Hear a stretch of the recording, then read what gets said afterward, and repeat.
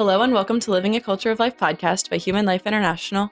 I'm your host, Colleen, and I'm joined today by Father Boquet, our president. Welcome back, Father. Well, Colleen, it's great to be back with you after being out in the mission field for some time. It's great to have you back here in the studio. I'm really excited for this episode today. We're going to be talking about Dignitas Infinita, and that just came out from the not Congregation for the Doctrine of Faith. It has a new name, the Dicastery for the Doctrine of Faith. That's right. So we're going to be talking about that today. But before we start, Father, could you just tell our audience a little bit about what's going on in the mission field? You just got back from this great trip to the Philippines. So can you tell us about that? Well, I think just, for our audience, that's why you don't see me too often, because, since everything reopened after the pandemic, that, I'm now been back out in the mission field quite often, which is such a great blessing to be, because to support the work of our HLI team around the world is just, it's amazing, and it's really humbling. And this was an example, again, of the great work that our team is doing around the world. And we were able to work in the Archdiocese of Palo in the Philippines, in the area of Tacloban. And for our listeners who might be familiar with this is where Dr. Ligaya Acosta, who is our regional director for the Asia-Oceania community, resides. She's from Tacloban. And so, but the first part of the program was actually not far from Manila. And it started off with religious sisters predominantly. And we had met the Sisters of Charity and many of the other religious sisters working in the Tagaytay area, which is near the volcano Taal. People can look this up in geography. And wanted us to help them to understand the principles the church advocates regarding human dignity, which I know we're going to talk more about later today, or later in a few moments, I should say. And but we spent 3 days with them, and just walking through the principles. And why? Because the sisters are caring for the most vulnerable of their culture. Mm-hmm. And these are the elderly, the homeless, the abandoned, and they are, because their dignity, as again we'll talk more about soon, is equal to mine and to yours.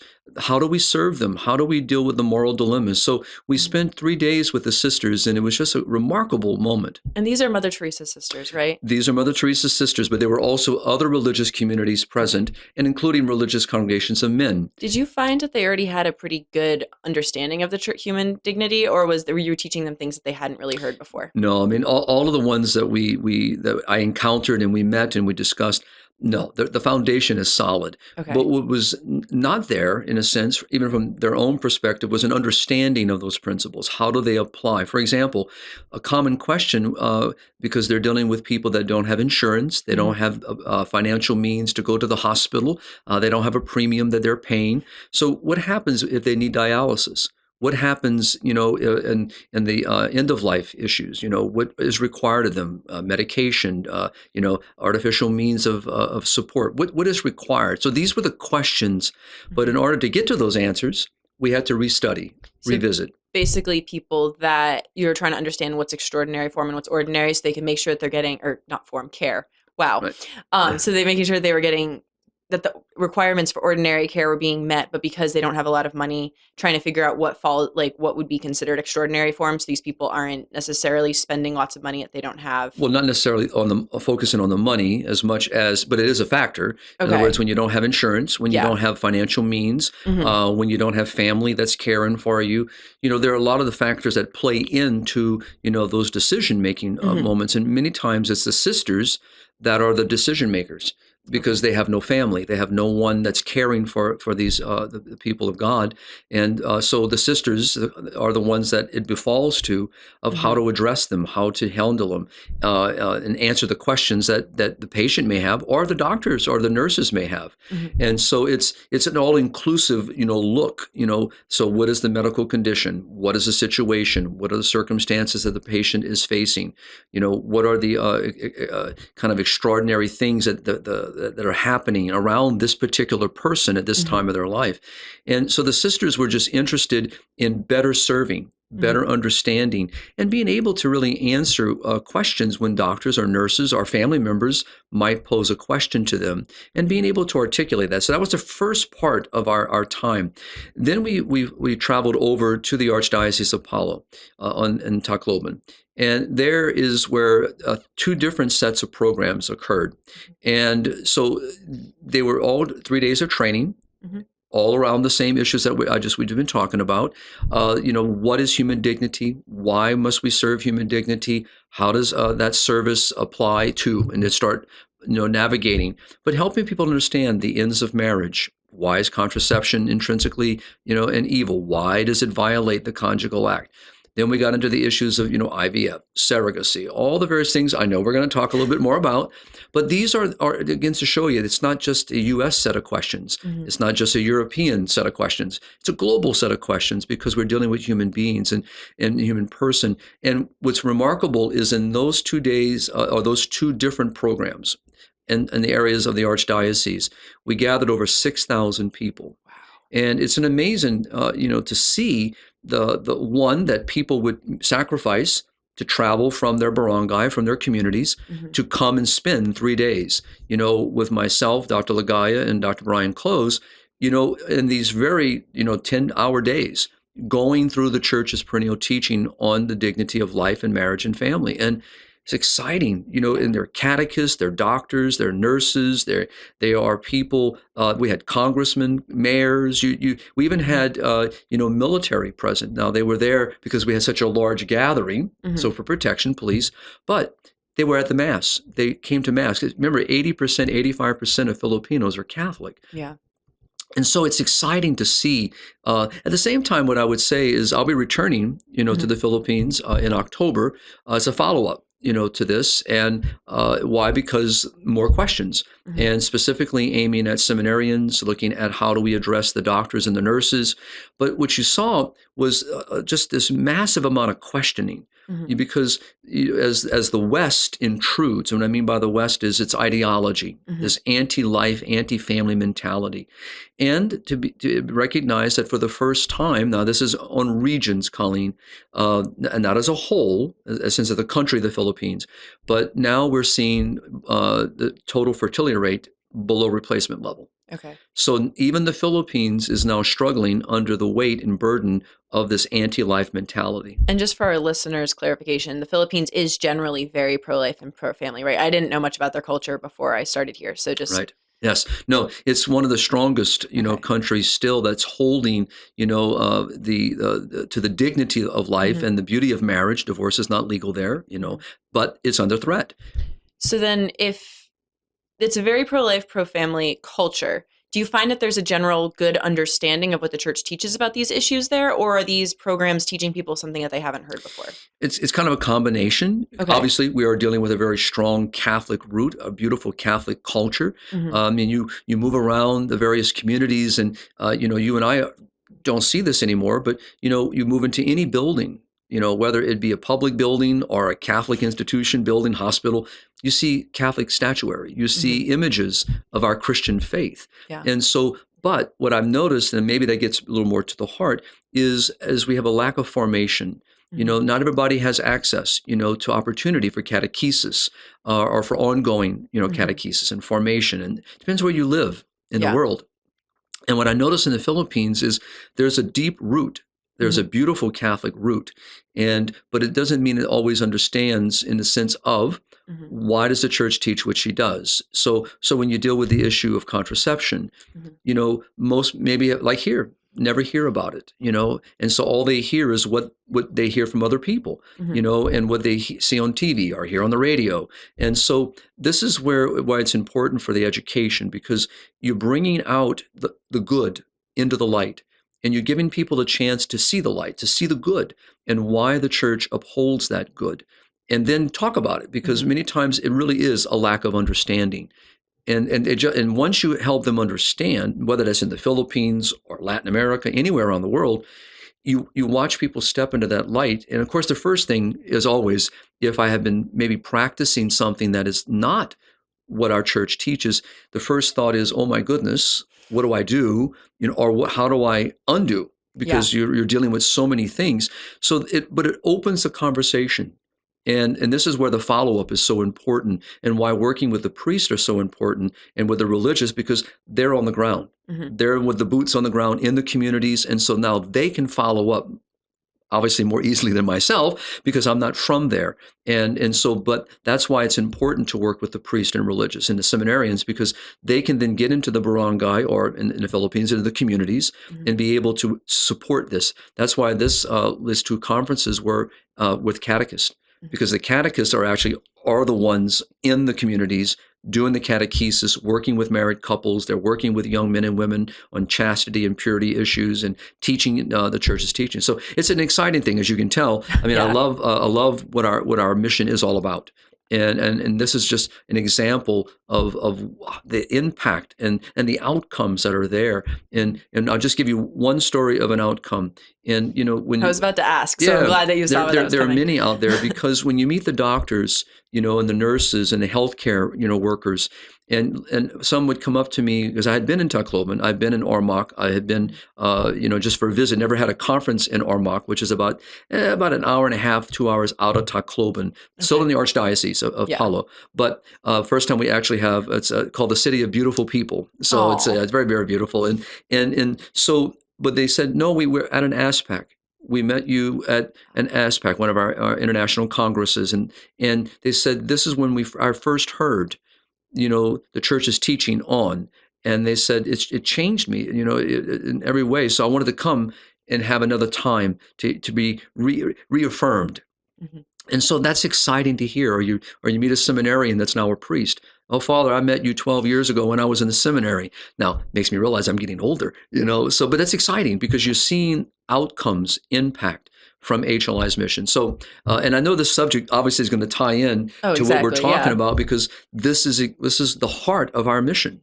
Well, and if I can just add to that, you're highlighting one thing that we write about a lot here is the need to form leaders. That yes, like our mission is really important in all the aspects that we do, but the leadership training that we do is particularly important because one pro-life doctor, one pro-life nurse, one pro-life priest can impact an entire community. Correct. So obviously doing the pregnancy care work is important, chastity education is important, but if you train cultural leaders who will then do the chastity education in their own schools, then that's taking the impact even further. So when you hear the mayor of the city get up and give a pro-life talk, and you hear how she is living the pro-life message, or you hear the congressman get up, and you start hearing all these people that are looked up to, within the society, and you hear them testifying to how they live and the cross. I mean, one got up and spoke about the cross of infertility, and and how the pressure was, to go in a direction toward in vitro fertilization, but knowing, no, this is not the way forward. And that goes against the grain of so much that we hear in our culture today. You have a right, but recognizing, no, I don't have a right to a child. Child is a gift of God. And so it's to hear people in those positions, and for many people who are not of influence in a sense of on that level of society, it affirms them and says, wow, if they can do that, then I can do this too. So it's about mutual support too. So it's very exciting. Very exciting. No, it was exciting to hear about it. It's great to hear you talk about the impact, because I hadn't heard any stories. I heard the overview of what happened, but being able to hear you talk about talking to different people who have met you in previous conferences that we've done and all of that, and how they're still coming back and still searching for more is important. So, Amen. Yeah. So let's jump into Dignitas Infinita. So where did it come from? What's the story behind it? And is it responding to anything in particular, or just responding to the general state of problems in today's world? So for our listeners, one, as we always say with every document, go and read. Yes. Please read it. I'll put it in the description. And it's so important, to understand what the document is saying yourself. So to be familiar with it, because you're going to hear many people talking about it. So by reading it, it gives you an understanding, oh, this is what the church is saying. So when you read the preamble or the introduction, so this is coming from the Dicastery of the Doctrine of the Faith. So so Cardinal Fernandez is the prefect of the congregation. So he, in the preamble introduction, he writes the history that this document really originated 5 years ago. And it was looking at the very things that we're talking about, that I mentioned about in the Philippines, is what do we do with these various moral issues that society seems to be advocating for, and what is our response to them? So he walks through, very beautifully an introduction. I've not seen this before, kind of giving you a little history of a document, and how for the 5 years, in different redactions of the document, trying to address the issue of, as we see today with issues of surrogacy, in vitro fertilization, is dealing with the whole gender identity confusion, transgenderism, is dealing with the whole mutilating surgery side of that, is dealing with various complex issues in our societies today around the world that need to be spoken to. And so, and it's not proposing a new approach. It's actually, and I love how it does this, it pulls from Paul VI, John Paul II, pulls from Benedict XVI. Obviously, it's pulling from Pope Francis's encyclicals and apostolic exhortations. And so it's taking from magisterial teaching and taking from the teaching of the popes to raise this conversation before the public, especially within the church. This is what the church teaches and believes. And so as you're reading, for the person that reads it, to me, it's a reaffirmation to say, okay, I can see elements of Dignitatis Personae. I can see elements of Donum Vitae in here. Obviously, I'm looking at Evangelium Vitae. I'm looking at Deus Caritas Est. I mean, I can go through a litany, and as I'm reading it, and you can see all the different quotes from the Second Vatican Council, it's pulling to reaffirm what the church has always taught and will continue to teach going forward. And even just as an encouragement to our listeners, I was able to read it really easily. It's not a hard read. It is a really nice summary of what the church teaches about these different issues and how they're all grounded in human dignity. Right. How does the document, there's 4 types of dignity mentioned in the document. Can you just kind of give a brief summary of what those are for our listeners and how they're related? Well, let's just talk about, as Cardinal Fernandez kind of outlines them. So he looks at, how do we look at the inalienable in the dignity? Ontological dignity, I think is how he how he puts it in the phrase. And so when you look at it, so he's just kind of saying, I'm going to quote because I want to pull it, so that we really keep connected to it. So this is from paragraph 19. Okay. So he's speaking now of the incarnation. He's speaking of God becoming man. By uniting himself with every human being through his incarnation, Jesus Christ confirmed that each person possesses an immeasurable dignity simply belonging to the human community. He affirmed that this dignity can never be lost. So there is, something that each one of us, by being a person, by being a human being, that we share completely in common. And that is this immutable, inalienable, inherent dignity that we always talk about. And here at HLI, this is the heart of that beats within our mission, is to keep that visible to people. And to hear, Cardinal Fernandez and the congregation, obviously signed by the Holy Father, so to hear the church, reaffirm that this is the base. And why is this important? Because a person doesn't lose this. And as we hear today, and just today, I had a question about a situation where, a mother with child is in a medical dilemma. And the first thing out of the doctor's mouth is, well, let's terminate the pregnancy. So this is what we're up against. And so all of a sudden, the life of the mother is put up against the life of the child. But both lives are of equal import and value and dignity and must be served. Now, there are ways of approaching. Now, we're not going to talk about that right now, but it just gives you an example that we're dealing with this today. And so what happens when a person has cognitive disabilities? Do they lose their dignity? And this is what the document is starting the conversation with. And it's then moving that conversation throughout the document, that a person never loses this. And that though a person may struggle with moral problems, that doesn't change their inherent dignity. That's a moral issue that we need to talk about, and we can talk about that a little later on. But then it moves into, when you look at like societal, and it moves into an existential discussion, and it looks into, how we look at the human person.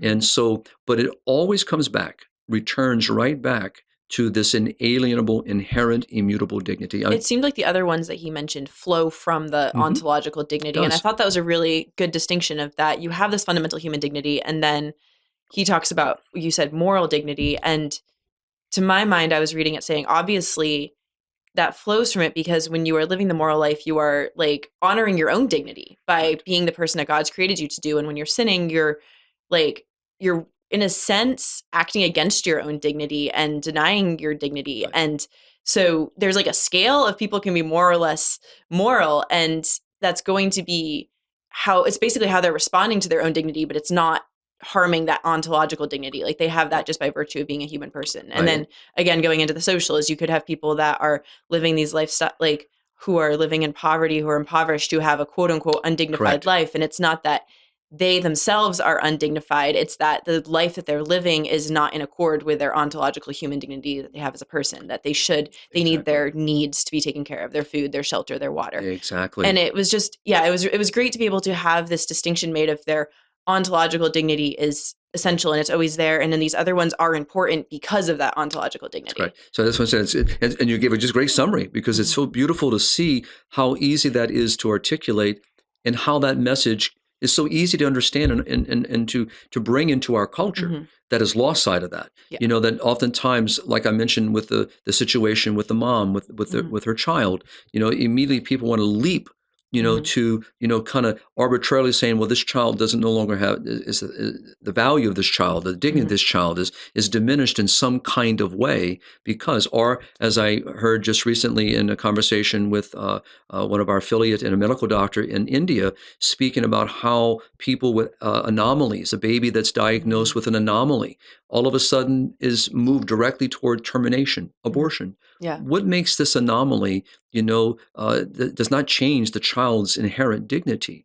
And so it's an example that we're up against in our culture today. And it also gives you a scale for being able to determine, like, in a sense, like, how you should respond to different problems. So the crimes against the ontological dignity are going to be much more grave than trying to figure out the prudential way to make sure that people have the correct food and water and all that. Like, obviously, if they don't have food, they don't have shelter, that's a crime against their ontological dignity. But figuring out the practical ways that that happens in society is going to be a different prudential issue than the things that go against the fundamental dignity of the needs of the human person. So it's a great structure. And if you don't have life, then all these other things are moot. So I like how the document really, it doesn't pit them against each other. It just makes it clear that there is a hierarchy and that there is a gravity of conversation of how we approach this. And we start with this inherent dignity, this inalienable dignity. And I think for our listeners, you know, and all of us who've been involved in this movement, you know, for many of us for decades, is it reaffirms the sacrifices, the way that we are striving to change the conversation, to change the narrative. Just this morning, I was, you know, to be honest, I was a little aggravated this morning. I was reading, you know, because every morning I begin with my prayers and spend my time in prayer. But then one of the first things I try to do is just kind of catch some of the headlines, you know, so it helps me with my writing, helps me with interviews. But what's going on? And to hear so many of the states here in the United States that are advocating, promoting, seeking to entrench abortion as the right. And California did it, Michigan did it, Vermont did it. I don't remember the other ones. I just remember we did an episode on those three. Yeah. So, but now you have, you know, Maine. You have. You look at the situation in Arizona. Look at all what the people who are happening. Look in Georgia with the IVF issue, and you look at all this. And to me, I just want to bring it down to its base, which I think this wonderful document does. It brings us back to where the conversation should be, and that is this dignity. This ontological, this inherent dignity that a person has from the moment of conception. And in our culture, we are literally arbitrarily deciding that this person has value and this person does not have value. And of course, the argument is, well, is this a person? You know, all the various things we hear. Of course, this is a person, and it's a human being from the moment of conception. And so we you hear them even say this, we know it's a child, we still believe that we should have a right to terminate. You know, so even once, you know, we get beyond the rhetoric and you get people to admit what we know science affirms, and that is, it doesn't matter. So we really have to push against this. And I find that this document, by its reaffirmation, pushes against that narrative and says, no, this is never acceptable. And then, as you said, beautifully summarizing, moving into social, I have an obligation to my brother and sister. So now we're back, you know, to the beautiful teaching of the Good Samaritan, and we're back in Matthew's Gospel, you know, the final judgment. Now we're here where how then, because of this ontological understanding, because of this inalienable dignity, what is my obligation to my brother and my sister? So obviously the first is defense of their life. Their life is an equal value to my own dignity. And so no one is to be treated in any other regard other than with the respect that is deserved, because you're dealing with a human person. With that now, it helps me approach the social dimensions of because we live in community. Yeah, we do. We work in a community, we function in a community, we are raised in a community, we're born in a community. And so what is my obligation to my neighbor? What is my obligation to my brother and sister? What is my obligation toward a stranger? This is again what I love about our Catholic faith is on Mission Sunday, we're reminded we are a universal church. We're reminded when a disaster happens around the world that I need to be, what can I give? What can I do? How can I help? What can I offer? Yeah. So you move into that dimension, and that's what brings us concern about human trafficking, about the issue of migrant workers or migration or immigrants. It's what makes us have a conversation about those societal issues because we live in a society and that are political because we live in a society that self-governs or is governed. So we should, and I like how the document approaches that. And again, it keeps always, and if you once you read, as you just summarized so beautifully, it always kicks you back. It brings you back. It's like hitting a rewind button. It brings you right back constantly to that ontological, that inalienable dignity, inherent dignity, immutable dignity, unchangeable dignity, so that as you approach these other things, come back to the first. And so where do human rights originate? They originate in the human person, not outside the human person, in the sense of that my government doesn't give me my right to life. Yeah. So this document is going to the heart against the narrative of our modern day culture. Well, and the American government never claimed that they gave us the right to life. That comes in the Declaration. It says like inalienable rights from God. Right. And I just thought this was like an affirmation of the fact that everyone has the ontological dignity and life is obviously respecting that. Which obviously in the preamble, which I didn't bring up, but when people read, it'll go back to the Declaration of Human Rights, which has gone back to the United Nations. So it's looking back, and it's actually looking at an anniversary of that declaration, but it's pulling back to that original language, which did speak of this understanding of human dignity. Sadly, the United Nations itself has lost sight of this because it's one of the guilty parties in what it's promoting around the world. And we'll save that for another day. But it's an interesting thing because the document really is disagreeing with the current language and narrative and rhetoric that we're hearing today. And so when we look at the issue of surrogacy, now Pope Francis has been very vocal, and I actually give a link inside my column. And even though I don't talk about what the Holy Father says, because we're focusing on Dignitas Infinita, but the understanding is that he talks about a throwaway culture. It's a language that the Holy Father has been very consistent with since his pontificate. And I believe began. you did write an article on that at one point. I did, and because there was just a conference in Rome that some of our team, international team from Europe participated in, and it was a condemnation of surrogacy. And so the Holy Father is just, again, reiterating, this is a violation of human dignity. It violates the dignity of women, and it violates the dignity of a child. And so the document here highlights that. And so if you want to read, a little bit more in the link in my column, it'll bring you to the conversation the Holy Father is having on this, which then leads us into the issue of in vitro fertilization, which is tied very closely to surrogacy and tied to so many other, moral problems. It was funny because reading the document, I was like, we did a podcast on that topic. We did a podcast on that topic. We did a podcast on that topic. And I was realizing we never actually did one actually on the fundamental idea of human dignity. It's always been on how that applies in certain situations. Right. So that was part of the reason I wanted to have this one, because it felt like a nice summary of all the conversations that you and I have had throughout the different podcast episodes, and just saying this is the fundamental reason that, like, if you want to know more about why the church is against surrogacy, listen to that episode. But this is the core, the human dignity aspect. Yeah, and also it gets into another hot button topic in our culture, and that is the gender identity confusion. Yes, which was the big one that everyone was reacting to with this document. Exactly, because it's going against a narrative. I mean, and you're still seeing, even as countries in Europe are now putting a hold, are actually stopping all this mutilating surgery, all these chemical blockers and puberty blockers. They put in all this, and we just saw the Mayo Clinic came out with a study, and just you've seen all this negativity, and yet you still see this constant push to push this radical ideology that's harmful to young people, harmful to people in general, and it violates human dignity. And as the Dignitas Infinita talks about, it goes against the very nature of the human person, that is male and female, made in the image and the likeness of God. It violates, this dignity in the sense it assaults, I should say. It assaults this dignity and undermines that life is a gift, which Pope Francis just talked about so often, that life is a gift. It's one that's received. And so to see the document really pick up, the hot button topics. One thing, and I know that I don't want to go down any quote, any of a criticism, because I don't think it's a criticism. I just think it's an observation that I know the document wasn't directly dealing with, conjugal love and conjugal act and marriage.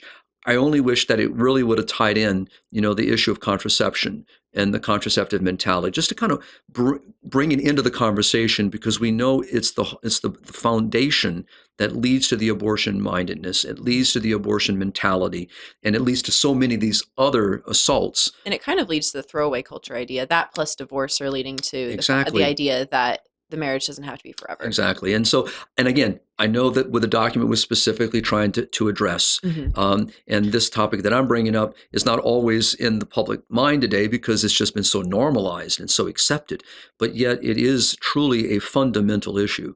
And if ever given a chance, to talk about it, and on levels within the church, I will definitely do, because I think it's such an important thing that we should not lose sight of. And I'm not saying they did. I'm just saying I would love to have seen it if I had any a concern, a sense of a criticism. It's like a little plus addition, like a PS. Kind of an addition, to it. But I think that would have been great, because it quotes Paul VI. And it could have tied in so beautifully Humanae Vitae, and tied in those things that Paul VI was talking about, and drag them in to what John Paul would pick up, and then Benedict and so forth, and which the church has always advocated for. So that's just my little pause in it. But it really is, and as my article does, tries to highlight, is the good that the document is advocating for, and wanting me to participate in. I have a question that I'm not familiar as much as I should be with church documents. Have any church official documents ever specifically addressed gender things before, like gender, sex change surgeries and things like that? Has there ever been an official document addressing those, or has it more been people recognizing how church teaching fits those things in lesser documents? Well, the U.S. Catholic Conference of Bishops published a document. It was last August. My time goes by so fast, but I believe it was August of last year, and it was dealing with the mutilating surgery and the chemical blockers, the puberty blockers. But there's never been something from the magisterium? Not that I have seen. It does it, like you just said, it's because we understand the dignity of the human person, because we understand, this fundamental principles. How does it apply to A, B, C, or D? And so in this case, how does the church's teaching apply to a situation that we're talking about? It wasn't anything new or anything that surprised me. I just was curious if that specific issue had ever been addressed in these documents. So that's Holy Father Pope Francis has obviously spoken about this subject too quite a bit, and has taken the heat, from the left-mindedness of our cultures, who see this as some kind of right, and we're depriving people of some right, but the Holy Father has been consistently promoting the truth about the situation and going against the grain, and the document picks this up. And it's great to hear, because, again, for all of us, I looked at the document and said, it's a gift, because, we really have been being pushed so hard today in the current culture, and we're being threatened, from the political systems. We're being told to be quiet. Our own rights, in the sense of civil rights, are being violated. Our freedom of conscience is being violated, and all in the name of these ideological positions and these political positions, and of course, as the wind blows, that's where they want us to move. And to have the church again reaffirm what she's always held, and what she holds, and it just kind of reaffirms us. Okay, keep going. Keep fighting the good fight. keep doing what you're doing. So to all of our advocates out there who are actively involved in this great debate, this great conversation, this is a document that you, as a Catholic particularly, but it's not just for Catholics, it's for all of us as human beings, is for us to stand up. And it was great to hear, people of non-Catholic faith talking about this document. I even saw on the political level, some states actually quoting the document, oh, wow, making reference to it. And then, look at the whole issue of men and women's sports and so forth. This document was actually quoted in some of the articles I read. Interesting. That it's making reference. And so people are looking for guidance. They're looking, sorry. Oh, no, go ahead, finish. No, they're looking for guidance, and they're looking toward one of the only, institutions that is standing against this tsunami. And it's the Catholic Church. And that's why she's assaulted so much. But she's the one standing there holding that torch very high and bright and letting the truth be heard and seen and proclaimed. And people see that. And people are looking for that.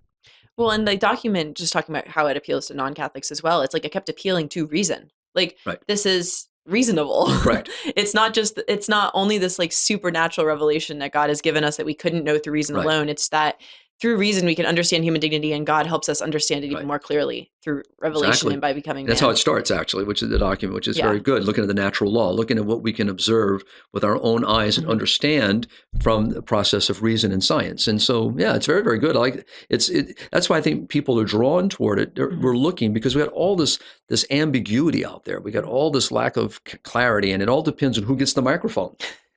That whose voice is going to be heard, and who, in the sense of what politician or what popular societal person or which financial guru, but people are looking for moral clarity, and like you just said, and also people know what's right from wrong. You can discern that, and people can look at this and say something's wrong with this. Especially not this document, but but the moral sports problems, and all of that. exactly. Especially when you look at the issue of gender dysphoria, and you look at this, and studies are out there. I mean, and you're looking at other countries that sadly went down a very bad path, now reassessing that path because they're seeing the damage, they're seeing the harm, and we're just all planks down, and we're just moving forward. Is that the Tavistock Clinic in England? I believe that stopped. Is that correct? Yeah. I don't know about other ones. I just remember that there are particular others that one. are doing this now, and they're just, and it's an interesting thing that, but what I'm glad to hear is that to hear our church, that's always been in the conversation, but in a sense, by this document, it has stepped into it even again. Yeah. And, to hear. We're over here. We're going to keep reaffirming this. Exactly. We're not going away. Yeah. And that to me was so important. And I think as time goes on and we get to study it more, we get to really, in a sense, pick it apart. We can look at the various parts. And I know that there will always be, wish we could have said more. Like I just did a while ago. Yeah. All right. Wish it would have said this, could have said that.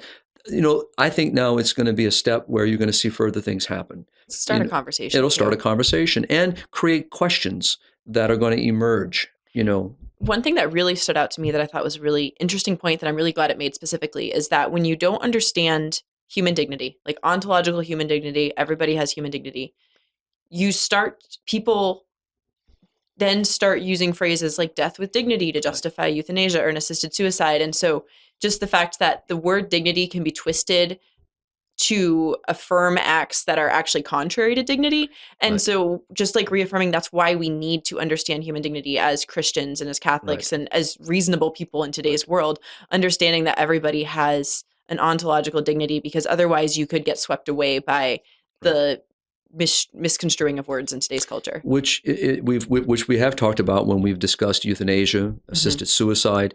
When John Paul in Evangelium Vitae talks about the understanding of suffering, looking at suffering, and we look at the suffering of a family member, a friend, and none of us wishes another person to suffer. And so, but a lot of times when you see with these movements, with the assisted suicide movement, euthanasia movement, is or even the abortion movement, because the child has an anomaly. We don't want the child to suffer, or you don't want to have to suffer carrying a child that's not going to survive. You hear all of this there, and it's all under false compassion.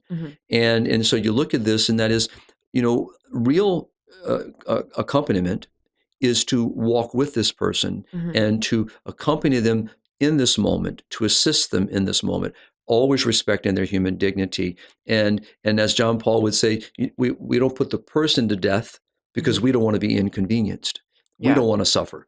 So it's really not about them at the end of the day. It really is about ourselves. And John Paul is talking about, and you see that play in the culture today that's become very individualistic, very autonomous. People have a disconnect. They claim to be social, but not necessarily are they today. And the document really gets to the heart of that social component because of human dignity that is on an ontological level, is at this very base level, that now my approach has to change. And so this is what changes my approach in medicine. So if I could, if you look at, what I began my article with, is look at the very beginning of Christianity and its response to Christ, in response to this new life that we have received in Jesus Christ, and how our Lord teaches us love of God, love of our neighbor. What does that mean? And how do we live that out? And we know that in the Decalogue, the great 10 Commandments, we know that the first 3 deal with our worship of God and love of God and our adherence to the commands of God. The other deal with our relationship to each other out of a reflection of the first 3. And so when we consider that, so in medicine, what's the first approach? Dignity of the human person. That medicine is there to serve the human person, the well-being, the flourishing of do no harm. So, but yet we have, that's what we're talking about, great harms being done by the very ones that have an obligation, moral obligation, to do no harm. And so when you think about those who serve us in public office, the well-being of the human person, how does that change our policies, our laws, our legislation, our whole approach? When we look at the distribution of goods, when we consider some countries have much more financial stability than other countries, and just put aside the corruption part of that conversation. But when you look at the plight of our brothers and sisters around the world that have little access to clean water, to sanitation, to farming, to basics of every human life should have, and you don't see it. It tugs, and it should tug at the heart, and it shouldn't lead us to evil things. You don't do something evil in order to accomplish a good. It's not in in abortion and euthanasia and assisted suicide that you resolve these issues, but that's what's being done. When you consider, was it Great Britain, or was it it was Iceland, I believe, that was talking about children with Down syndrome. And saying we've annihilated, we've eliminated. We've cured, quotes around that, and you didn't cure it, you killed them. You killed those diagnosed with Downs. And so this is not the way either. And so we have to really look at, so this would change our approaches at the United Nations. It would approach all of our various ways of approach in the social dimension, in our societal dimension, is affected by our first understanding. That's what this document reiterates and reaffirms. And I believe that anyone that is in any of these positions of influence and upon our society, that's where we should start. And that's not where we are. But that's where, to me, the challenge, that's what, again, love about our church. She gets underneath the scab and she points out what's causing the scab, what's causing the infection. And that's what she's done here. And as I've seen many people writing on it, and as I said, there could be, things I would like to have seen stressed a little bit more. For example, one thing I like to have seen is how do we, it's probably not the purpose of the document. I get that as I say what I'm getting ready to say. And so but it's what do we do with people who are in the public sphere, who are advocating for these evils? And not just advocating, really promoting them. How do we deal with fellow Catholics? Particularly, that's who the church would deal with specifically. What should we do? What ought to be our approach to that? How do we reprimand them? How do we hold them accountable? How do we denounce them? And again, we're now back. Their dignity is there. That their fundamental dignity remains, but their moral state is in question. I wish that would have been developed a little bit more, because that to me gets to the heart of what people really are concerned about too, because they see the hypocrisy. They see the scandals in our culture, and especially sadly within our church and members of our church, and it causes scandal. And I see that globally. When I move about the world and I see with my own eyes what some are advocating for, and yet at the same time will stand up and say, "But I'm a Catholic." Well, sorry, what you stand for is not Catholic, and what you're doing is not moral. I wish the document would have picked that up a little bit. It talks about it. It moves in that direction. So those are my little side commas. Again, I don't want to focus on that, but because like I said, I do think things will come from it that are going to help us to look at this a little bit more. Do you see any change coming from it? What do you think that's going to look like? Well, I've seen, even for the Catholic Conference of Bishops here, with some of their own documents that they have promulgated over the decades, they come back and they revisit them.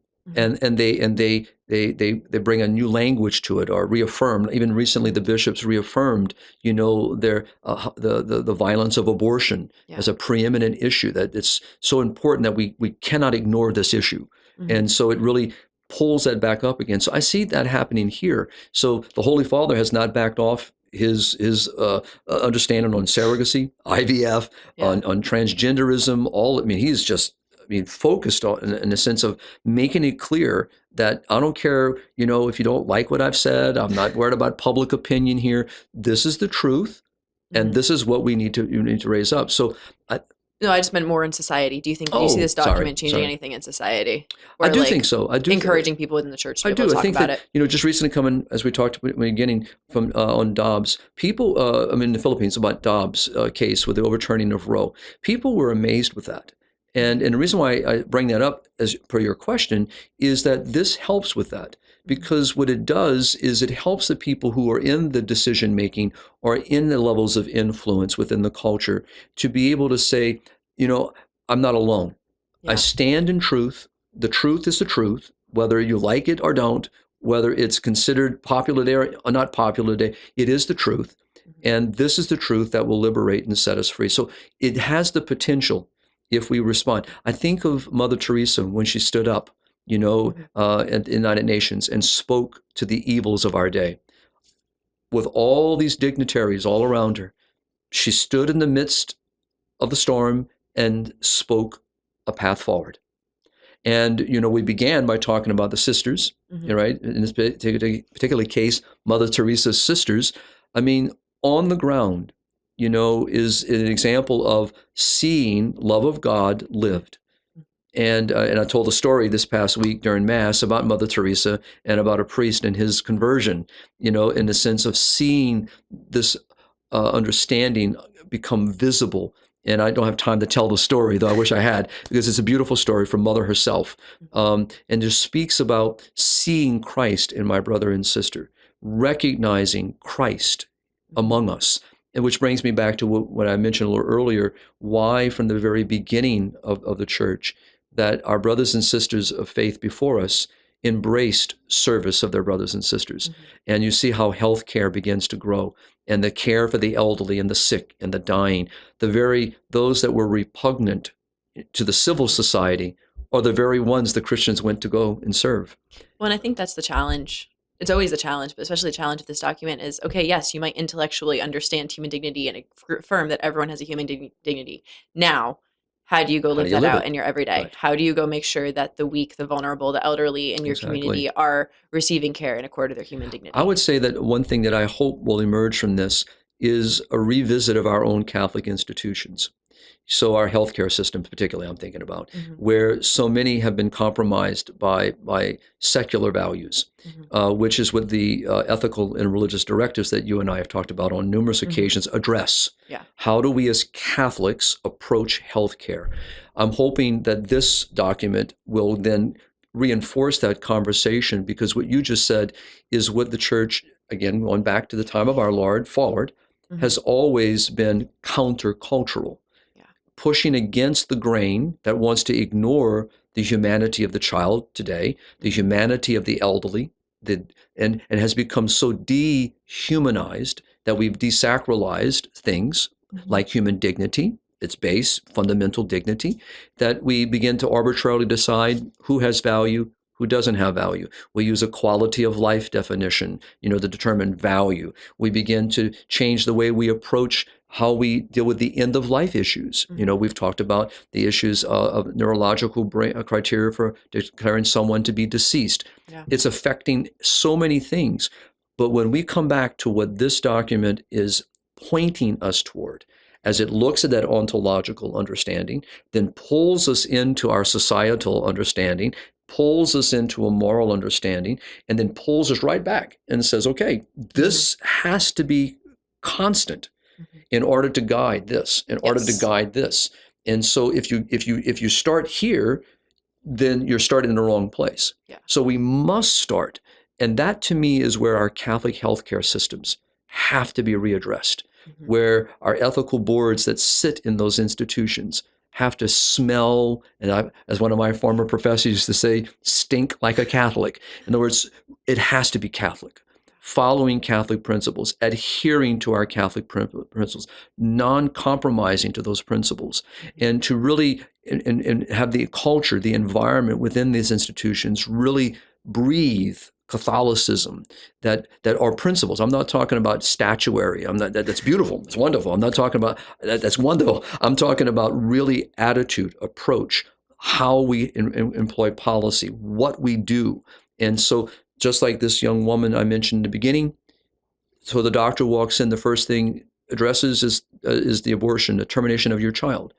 Now, I have no idea whether that's a Catholic hospital or not. I don't know that. I hope it's not Catholic. But the idea is but that should not be the first response. The first response is let's work together on the good for your health and the health of your baby. Yeah. That's our starting point. Yeah. But that's not what people hear today. So, or you move toward the end of life. And, that I heard recently with my own family members, well, your uncle wouldn't want to live this way. What way are you talking about? What do you mean? Yeah. They're looking at a quality, not at the true dignity of this person that has a right to be respected, even as this person journeys toward an end of life moment. It's really a change. I'm very hopeful that this would be, and I really believe, I can tell you, I'm going to already start working on some PowerPoints on it, to weave into my own lectures in the seminaries and in the catechesis we do around the world, because it's just important to keep pointing people to the church's teaching and help them to see it, and then also give them a way to how to articulate it. Well, thank you so much for this discussion today, Father. This has been a really great conversation. I'm glad we got to sit down and talk about this, because I definitely enjoyed reading it. It was definitely good to hear the Holy Father and the Dicastery of the Doctrine of Faith come out and talk specifically about things like surrogacy and the gender issues in today's world, and euthanasia and abortion, all of that. It was just great to see it all compiled in one place and all based on the same principle. Exactly. Which is what we all know, but it was just good to read it and get a summary and remember why we believe this. Exactly. And we'll get a chance. We'll definitely be coming back to talk more of it, and maybe even pull some parts apart and tie it into the things like I said, we've already been talking about. Yeah. But to help us point to this document. And so I'm looking forward to what lies ahead. Well, thank you, Father, for today's conversation. This has been a great episode. So you're welcome. Look forward to being with you again soon. Yes, when you get back from your travels to the next place you're going. And to all of our listeners, please follow, and subscribe. Keep on listening to the podcast. Check out the new ebooks we have coming out, and keep on living the culture of life. God bless.